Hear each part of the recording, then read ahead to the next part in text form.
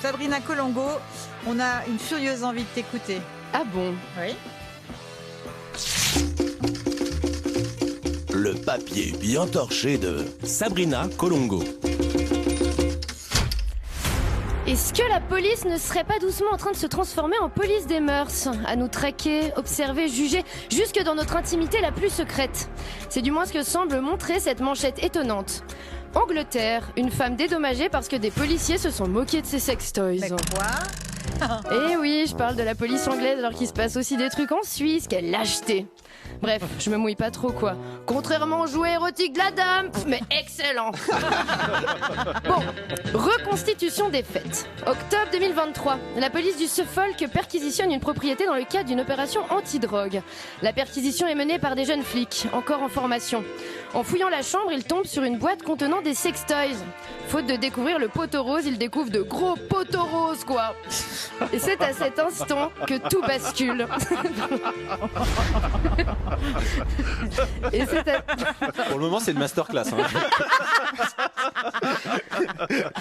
Et c'est à cet instant que tout bascule et que l'irréparable est commis. Le duo de keufs, moins Starsky et Hutch que Jackie et Michel, enchaîne les blagues graveleuses en présence de la femme.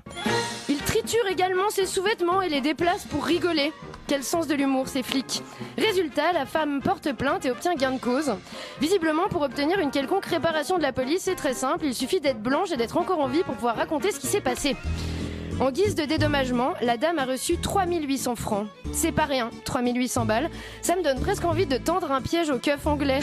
Je vais me promener dans la rue en criant I have drugs in the tiroir sous mon lit. Vous savez, ce tiroir avec tous les vieux câbles et les vieilles piles. Et paf, à la moindre moquerie, je les rate pas, je me paye des vacances. Chais. En plus de ça, les policiers, je vous jure que c'est vrai, ont été obligés de visionner les images de leur caméra corporelle afin d'affronter ce qu'ils ont fait. Mais je payerais tellement cher pour avoir accès à ces images. Imaginez-les, là, ces deux zigotos en train de se moquer. Eh la dame, on dirait pas, mais t'es une coquine, toi. Ouh. T'avais pas besoin d'acheter tes propres menottes, on ramenait les nôtres en perquise, allez. Je suis sûre t'aimes bien les jeux de rôle, tu le kiffes notre petit uniforme ou pas?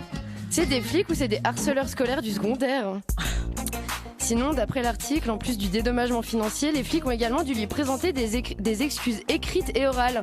Ça veut dire qu'ils lui ont fait une lettre et un cuni? Allez hop, j'ai un humour de jeune flic anglais, ça dégage.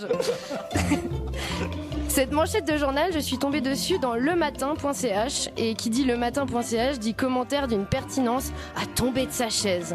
Voici un petit florilège. Belle couleur ces gueulettes en plastique, selon un certain Edgar Ier.